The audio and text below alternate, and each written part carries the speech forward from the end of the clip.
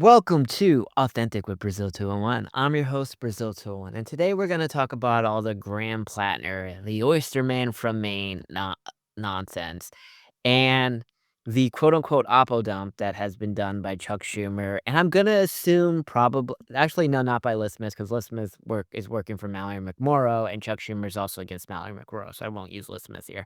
But whatever Oppo research, the Democratic establishment full of 77-year-olds who are probably going to be dead in 3 years from life alert type falls, are doing against a type of candidate, and we kinda see this with Zoran. Now, I don't listen, I am not a Zoran fan, but I think there's a lot of interesting whataboutisms happening across the board from New York to Maine. So let's start with this.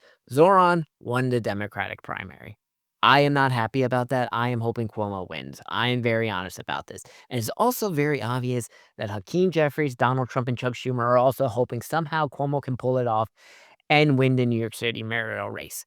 Obviously, he won't because Cuomo has not been able to convince Silva voters because he refuses to be humble about this and be like, I need your help to win this election. What do you want when I'm in office? Right?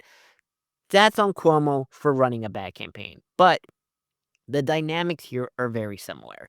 In the sense are the Democratic establishment is mad that Zoran Mamdani won the election. So they have to, what is the proper way? Is they're doing this, we're having conversations or whatever nonsense, but just today, Hakeem and Chuck both endorsed the 78-year-old woman in Maine, Janet, like, Ellis or whatever the hell her name is, to be senator, which really has to infuriate more people because, look, I am not a Zorn fan, but I think this nonsense will not endorse shit is annoying. Just say you do not like Zoran, you do not like Cuomo. New Yorkers, make your own choice. Okay? That's a fair fucking call to do in this type of situation. Now, let's say the purity test nonsense, which shows the Democratic Party itself has learned nothing from 2024.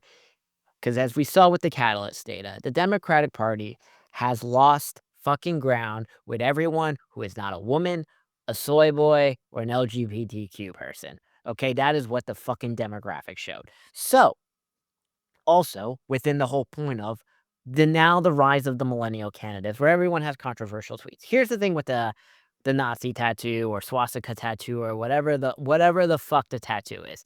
I do not think he knew that was I also had no idea what the fuck that symbol is. I just wanna say that, and I went to a fucking private school. I have no idea what that fucking symbol is.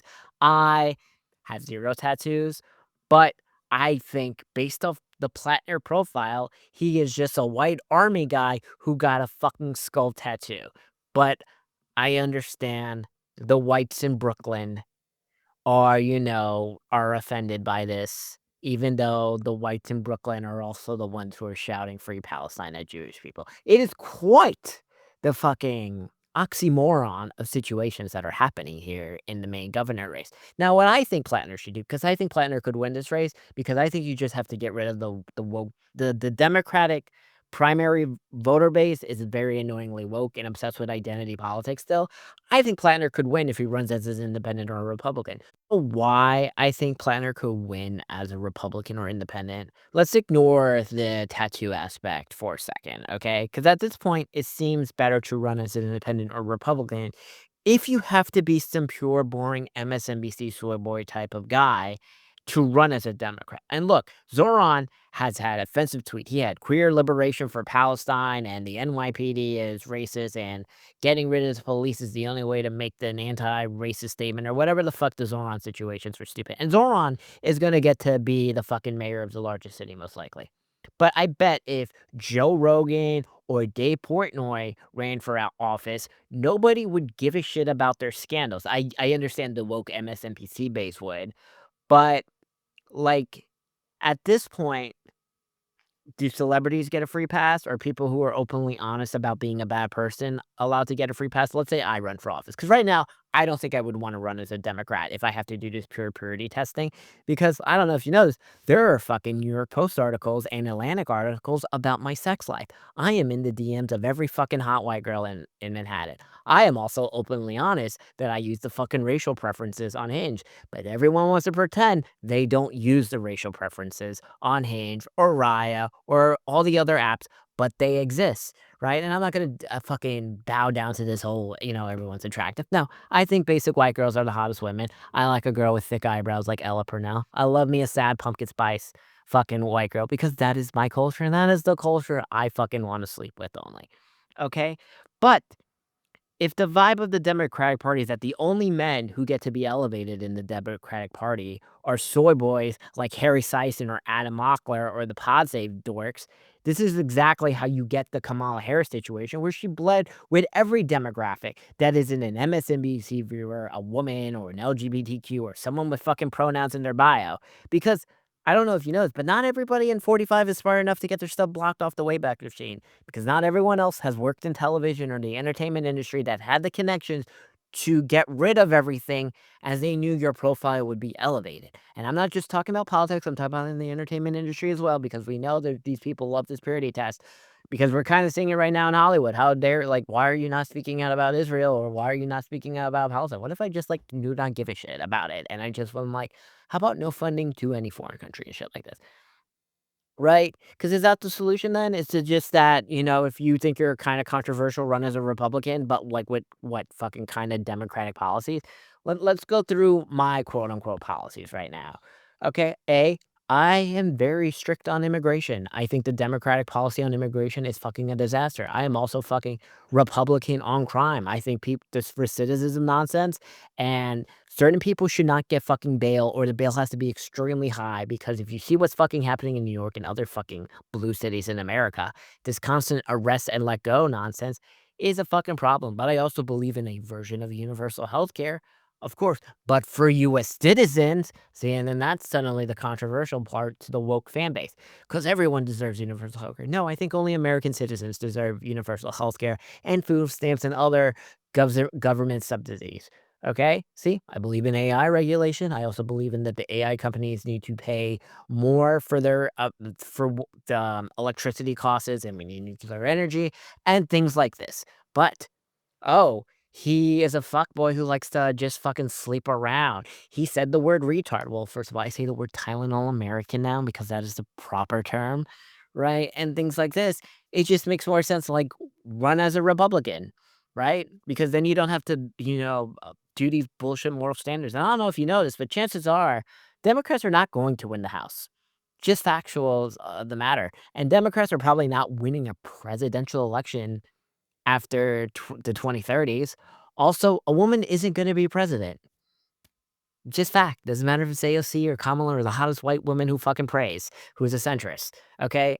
And but saying these things, suddenly that's offensive, right? Because you couldn't say that in 2020. We weren't allowed to say a woman couldn't be president, even though it was something we all believed. We all know Elizabeth Warren or Kamala or fucking Klobuchar woulda lost, COVID or no COVID. These are just factual statements. Now think about it. You run as a Republican, you don't have to listen to the pronoun and bio people because there's no such thing as pronoun and bio people on the Republican side. Or if you run as an independent, because I think this is what it is. We're seeing that both people really hate the fucking parties themselves. And I think maybe 2026 is how you do. Because look at Dan Osborne. Dan Osborne isn't being held to democratic moral standards. He believes in mass deportation and wants to build the Trump wall, right? And Democrats are still backing him because he doesn't have a D, or they're able to accept that, well, he's in Nebraska, so that's okay. Or we're seeing, Seth Moulton in Massachusetts who like, right? I accept Israel as an 80-20 issue now, right? No funding to Israel. I also just think no funding to any foreign country. I don't think we should rebuild fucking Palestine either or Gaza or whatever, okay? Also, I am totally against the men and women sports situation, and I will fucking openly say that. But most Democrats, as we saw, but the two fucking people running for governor are too scared to say that because they're gonna piss off their pronoun and bio staffers. Do you see the fucking problem here where this fucking purity test shit is trickling down? We're still running the Hillary Clinton 2016 identitarian politics nonsense, as we fucking did yesterday with that stupid White House secretary woman who was like, her answer to everything with Tim Miller was like, as a black woman, I'm a black woman. This is my experience as a black woman. You know, I'm sure, yes, your experience as a black woman is why Hospice Joe had fucking, dementia or couldn't answer a fucking question, or the fact that everyone thought you were a fucking horrible press secretary because you couldn't answer a fucking question. Right? Like, just shut the fuck up, right? Which I think at this point is much better to run as an independent or a Republican. People will probably rock with you because you don't have to be, if you don't have to be held to a high moral fucking standard. And I don't know if you know this, but Trump has won 2 elections. By the way, I bet Trump would fucking win in 28 if he ran again currently, at least against almost everybody who isn't fucking Gavin Newsom, but Gavin Newsom has his own fucking flaws. Because remember, people yelled at Gavin because he said no men and women's sports or because he had Charlie Kirk on his podcast or whatever nonsense. It's really fucking wild how, like, fucking stupid the Democratic Party is. Or actually how fucking stupid Chuck Schumer is because, like, he knows he's going to lose to AOC in 2 years, right? Like, we all know AOC is taking that fucking Senate seat. And boy, like, 'cause I'm also mad that Chuck Schumer's doing the same bullshit with Mallory McMorrow, right? Because his toad of choice is Haley Stevens, the APEC-funded lady, right? And I don't know why he hates Mallory McMorrow. She's not some woke, like, signal person. She's just a hot redhead who was the state Senate leader in Michigan. Like, I don't understand this hate because she said, "I don't think Chuck Schumer should be Senate Majority Leader." Guess what? Most people don't think Chuck Schumer should be Senate Majority Leader because you fucking suck, you're old and irrelevant. But that is how this works. At this point, it just seems like run as a Republican, run as an independent, and you don't have to deal with the moral purity test of being a Democrat. But you know what? If Democrats only want to be the party that represent women and soy boys and pronoun and bio losers, fine, enjoy never winning a national election. But don't worry, the Positive America guys are still going to be reading the AG1 ads.